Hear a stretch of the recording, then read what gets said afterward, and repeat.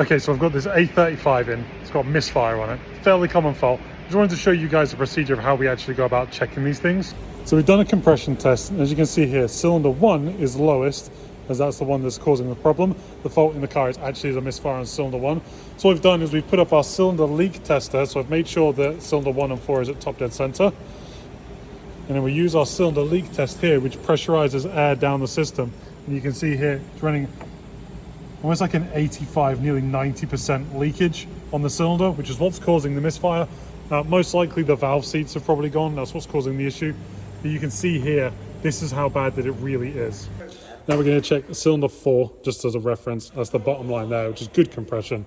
But you can see here, a little bit of a leak, but it's still pretty much in the green. Still showing a low cylinder leakage. So you can see the difference between cylinder 1 and cylinder 4 there.